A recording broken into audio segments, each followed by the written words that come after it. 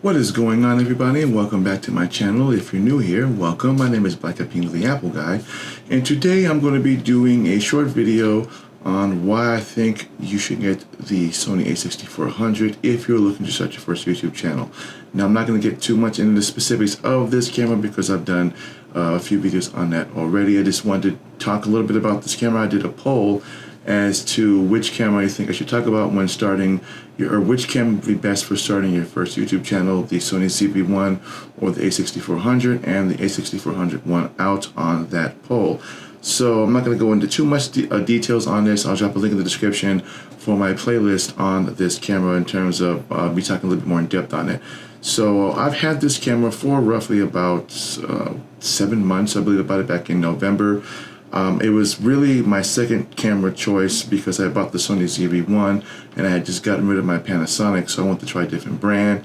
And since most of the content creators that I follow talked about Sony cameras and how they were built, quality was good, and they really received a lot of really good reviews. So I kind of did my hunt on which camera I should get. Should I get, I've always been wanting to get one of their full frame cameras. Obviously the full frames are a little bit more expensive. Even their low-end ones only did 1080, and they were still just over $1,000. And I didn't really want to buy a full-frame camera if I couldn't do 4K, because I shoot all my videos at 4K, and then I just render it down.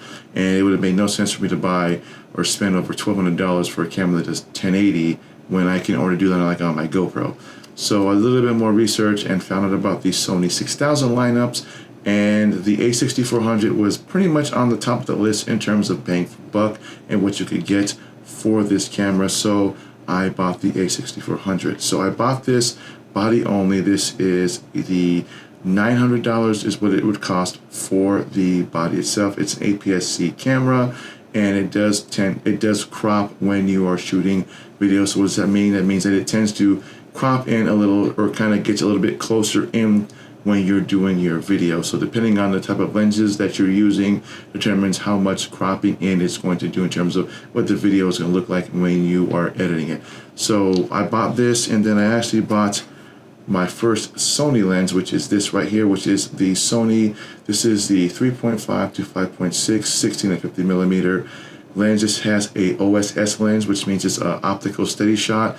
That basically means that when I'm doing videos with this, if I have it on a tripod or I'm holding it and doing some type of daily vlogs, there's not a lot of motion blur, not motion blur, there's not a lot of shaking in the video when I'm holding it, because the camera itself does not have IBIS. That's the main difference between this and it's the higher end version of this, which is the a6600. It's basically the a6600 without the IBIS, but aside from that, it's practically the same camera. But this does not this has OSS, and this camera does not. So even if you paired it with a OSS lens, you should still get decently good videos without a lot of all the shaking and whatnot. And another thing I love about this is, without all of the other cameras, at least with the 6500, the 60 or 6300, I think had it, and the 64 and the 65 or 66, is that you have the ability to flip up your screen and get yourself in your vlog. So obviously there become an issue with the cold shoe being right there, but you can actually fix that with, as you can see right there, these are known as a small rig, and it gives you cold shoe mounts here and one there, so you can mount a flash or a microphone and a light on either, or still have the screen flipped up and it not get in your way. It has a surprisingly good weight. It's not overly heavy, even if you pair with just the small lens, which these lenses pretty much don't weigh anything. Even with the 60mm f2.8, it's pretty light, and decent grip is good. Now, battery life is really good on this. I think I usually can go about a day or two without having to actually charge this up, and that's with taking multiple video retakes of me doing videos. It does have a lot of cool features on it. One of them being the ability, as you can see right there, you have your headphone jack or your microphone jack, so that allows you to add a external microphone to this. And the middle, that middle input is known as a micro HDMI to HDMI, and what that means is that you can literally turn this camera into a webcam. So say you are getting into Twitch streaming, or you want to do Facebook Live, or you want to do something that requires, or that you want to do with any type of live live camera action. If you have this camera, you don't really need to download Sony's, I think it's called Image Edge or something like that. You don't have to actually download that. You can actually use this with OBS and Streamlabs. All you would need to buy is something called an Elgato Cam Link, which I'll drop a link in the description on that, because I actually talk about that also and how that works. And then on the top input there, on the very top, that is known as a micro HDMI to HDMI. So you can basically just plug this directly into your PC, and you can draw out your photos and videos directly from the camera with that connection. I don't do that really myself. I just kind of just pull out the SD card and then just do it that way. But the battery is going to be a NP-FW50, which is that battery right there. So depending on who you talk to, if it'll focus, there we go. So depending on who you talk to about the battery, I don't have any issues with it. There's a lot of people who have issues with the battery. They say that you can get a little bit more battery life out of it, but in my personal experience, I still get good battery life with this one battery, but I recommend buying a second one, especially if you're out in the field, because if you're out in the field and your battery dies, obviously you're not going to get much of anything with that. The controls are fairly easy. You have your typical buttons there. You do have customizable buttons on the top. That's your customized button one, right, just right up under the shutter button right there. And then you have another one, which is your trash button right there. That's going to be your customized button number 2. And I believe that there's a third one, but I believe you actually have to program that on the Sony menu itself. Now the Sony menu itself is not really hard to navigate. It is a rather robust menu. I wish they probably could clean up a little bit, like have a favorites or something that where people focus more, those are the more focused menu functions, as opposed to kind of scrambling through all of it. But all in all, it's still a pretty easy camera to use. Now I do have a bunch of other lenses that I bought with this. As I said before, I bought this body only was $800 or $900 for the body. I bought this, which is normally a $300 lens. I actually bought this off of Overstock for about 164 bucks. That is because this is a silver version of the 16 to 50 millimeter, and there's a black version of it that Sony makes. That's the one that's $300. This one you can't really get anymore, but I got this at a really good deal.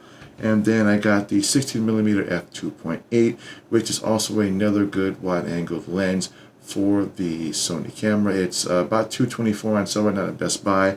And then I bought, went and bought some Sigma lenses, which I think are some of the best lenses for the APS-C cameras, at least as far as, in my opinion. Obviously, I know that there's other more expensive lenses, but those are a little bit more beyond the scope of lenses that I need in terms of what I use for. So I have the 30 millimeter f1.4.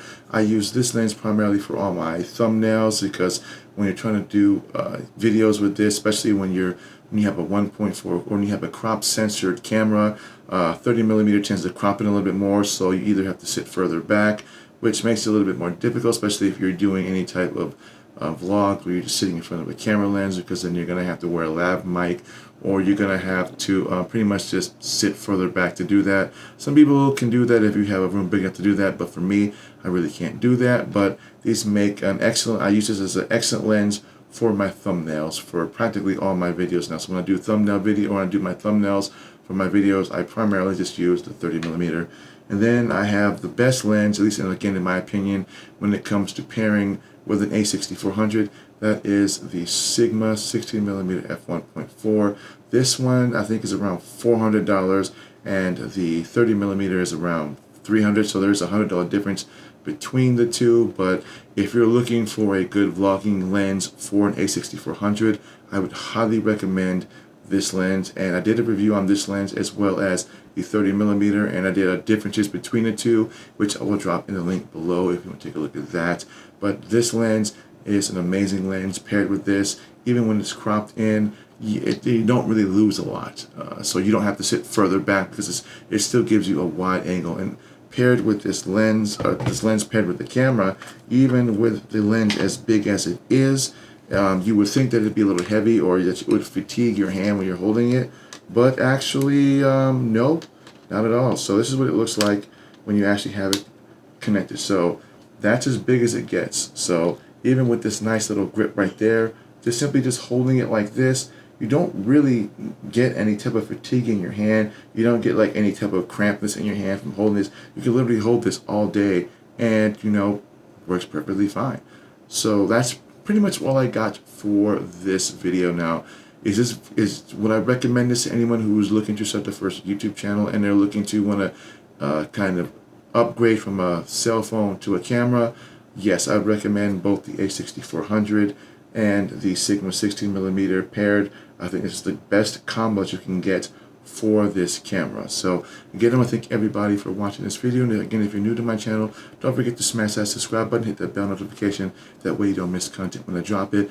And again, I have a link in the description for all of the lenses and some of the reviews I did for the a6400 and the Sigma lineup. And again, I want to thank everybody for watching this video, and I'll see you guys in the next one. Oh, wait, one more thing. With this camera, you can also buy the Sony, what is this? I believe it's called the Bluetooth control something. I forgot exactly what it's called. But I bought this with my Sony ZV-1.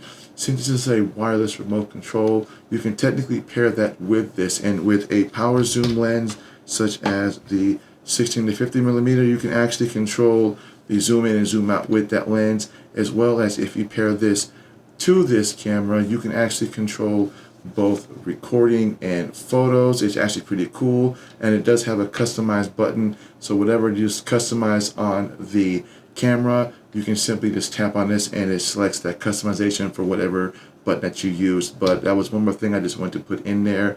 I definitely would take a look at that remote control. It's not something you absolutely need, but if you're doing any type of vlogging where you have it on a tripod and you're away from it, you can simply just lock or unlock the control. As you can see, there'll be an unlock button right there. You simply just unlock the position, hit record, and boom, there you go. And then when you're done, tap record and you're done.